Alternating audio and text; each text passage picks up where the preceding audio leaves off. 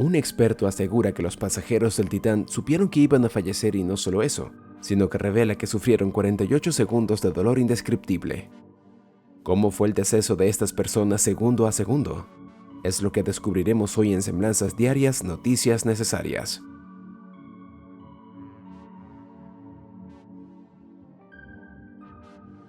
Fueron entre 48 y 71 segundos de caída libre, según los cálculos realizados por el ingeniero y marino mercante José Luis Martín. Es el tiempo que pasó desde que el Titán se desestabilizó hasta que implosionó en las aguas del Atlántico Norte. El sumergible descendió en posición vertical, como si fuera una piedra y sin ningún control, durante unos 900 metros. Según el experto en submarinos, los pasajeros cayeron y se agolparon unos encima de otros. Tuvo que ser como una película de horror en la vida real, explica Martín. El ingeniero ha logrado estos datos teniendo en cuenta el peso del sumergible, el empuje, la masa, la aceleración, la velocidad de caída de un cuerpo libre y el coeficiente de fricción que ejerce el agua contra un cuerpo que cae. Estos cálculos se pueden consultar en un informe realizado por José Luis Martín para News. Hace unos días, el ingeniero había calculado que el Titán había perdido la estabilidad debido a un fallo eléctrico a unos 1.700 metros de profundidad. Posteriormente implosionó a los 2.500 y 2.700 metros. El punto de partida es que el submarino va bajando sin ninguna incidencia y en plano horizontal hasta que llega a una cota de unos 1.700 metros. En ese momento se produce un fallo eléctrico. Se queda sin motor y sin propulsión. Es cuando pierde la comunicación con el Polar Prince, explica Martín. El ingeniero continúa con el relato. El Titán cambia de posición y cae como una flecha verticalmente, porque los 400 kilos de pasajeros que están en el ojo del buey descompensan el submarino. Todos se precipitan y se agolpan unos encima de otros. Imagina el horror, el miedo y la agonía. Tuvo que ser algo espantoso. Lo peor es que los pasajeros son conscientes de lo que está pasando. En ese periodo de tiempo se están dando cuenta de todo, y además en plena oscuridad. Es difícil hacerse la idea de lo que vivieron en esos momentos.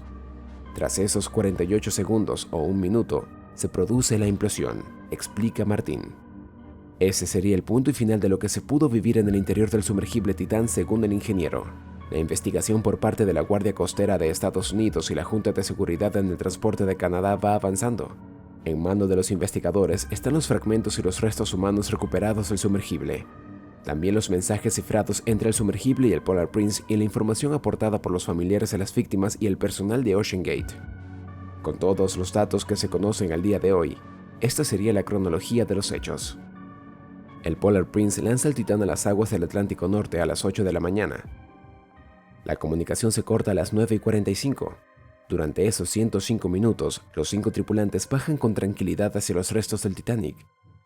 Están escuchando su música favorita, la seleccionada por los pasajeros y que se escucha en el reproductor musical del submarino. Están bajando en oscuridad total para ahorrar batería, pero están situados junto al ojo del buey, intentando ver, a pesar de la oscuridad, alguna criatura luminiscente. Luego empiezan los problemas. A las 9:45 hubo forzosamente un fallo eléctrico que dejó al sumergible sin propulsión, y al faltar esa propulsión, el peso de los pasajeros y del piloto, es decir, unos 400 kilos, descompensó la estabilidad longitudinal, explica José Luis Martín, que lo sitúa en torno a los 1.700 metros de profundidad. Entonces llegó el principio del fin.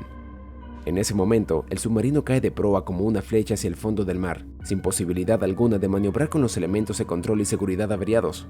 El piloto no pudo accionar la palanca de emergencia que soltaba bruscamente los lastres de plomo. Después de ver la disposición y el protocolo de uso de aquella palanca, se llegó a la conclusión de que no era un mecanismo adecuado para accionarse en una situación crítica. Al caer hacia las profundidades del océano, el casco resistente se vio sometido a un súbito aumento de la presión, que no es proporcional a la profundidad de cada momento, y entonces se produjo una fuerte compresión del recipiente donde estaban turistas y piloto. ¿Y esto qué significa? Pues al caer súbitamente, el Titán pasó de soportar una presión determinada a otra muy superior en pocos segundos, y en esos casos, la contracción del casco del submarino no es gradual sino instantánea. En esas condiciones y a esas profundidades, la súbita contracción del casco supuso a su vez una disminución del empuje, por lo que el Titán en su continua caída era cada vez más pesado. Esa caída como una piedra se alargó durante unos 800 metros. Y en este punto volvemos al inicio del video, a esos segundos en los que los pasajeros fueron conscientes de todo, entre 48 y 71 segundos en los que cayeron sin control hasta el momento de la implosión. Ese tiempo tuvo que ser durísimo para todos porque estaban cayendo sin control y estaban siendo conscientes de que su final se acercaba. Fue sin duda lo peor, porque después todo sucedió muy rápido. Fue una contracción instantánea. La implosión fue como si se pinchara un globo. El deceso fue inmediato, concluye Martin. Como sabemos, la búsqueda del Titán terminó 4 días después de que la tripulación se sumergiera en el océano Atlántico para visitar los restos de la legendaria embarcación que llevaba el nombre Titanic. Sin embargo, el director de cine James Cameron dio a conocer que todas las tareas para hallarlo fueron una mentira. La idea de la expedición era bajar a las profundidades del agua para poder ver los restos del barco que se hundió en el año 1912, donde miles de personas perdieron la vida y la tragedia se convirtió en un hito para la memoria colectiva. Recordemos que el sumergible Titán se extravió a unas cuantas horas de iniciar la visita, ya que dejaron de tener comunicación con la tripulación.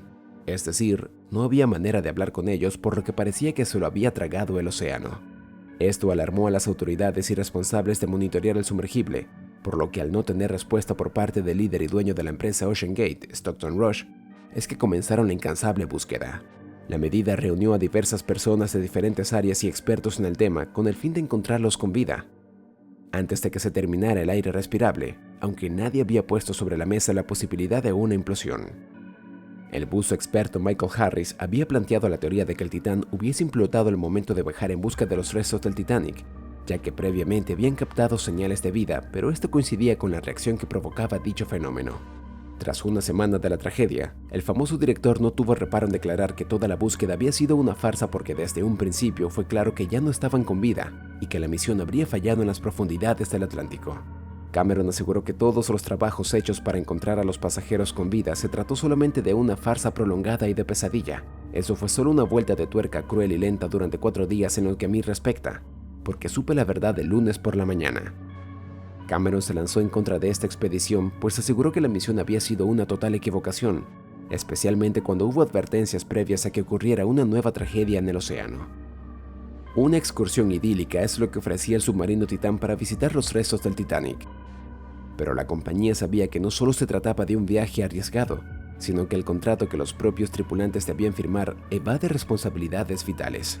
Alan Estrada, el youtuber mexicano que había realizado el viaje en el Titán con anterioridad, desvelaron las cláusulas del contrato que firmaron para poder realizar la expedición en el submarino. Solo en la primera página, el documento nombraba hasta 3 ocasiones la fatalidad posible. Ahora se ha descubierto que los pasajeros tuvieron que firmar una cláusula en la que eximían a la empresa organizadora del viaje de cualquier responsabilidad en caso de accidente.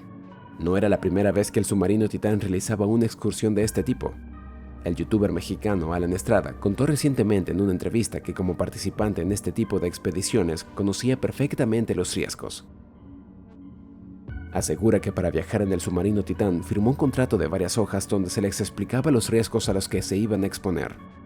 Firmé que podía haber fallos que podrían provocar daños físicos o incluso el deceso y que no eran responsabilidades de la empresa. Ahí sí sentí que estaba arriesgando la vida. Ahora asegura que fue una misión sin propósito y tuve suerte de salir vivo. Aunque no todos los pasajeros quisieron correr peligro. Un explorador británico que ya había pagado la reserva se echó para atrás en el momento en el que comprobó que la nave se controlaba con un dispositivo similar al de una consola de videojuegos. Estos expasajeros aseguran que una vez firmado este acuerdo, el miedo no se va de la cabeza en todo el viaje. Para ellos no se trata de un viaje o la búsqueda de una emoción, son exploradores que quieren ver algo. ¿Crees que los tripulantes del Titán hayan sufrido? Cuéntanos en los comentarios. Esto es Semblanzas Diarias, noticias necesarias. Hoy nos despedimos, pero nos veremos mañana con un nuevo video.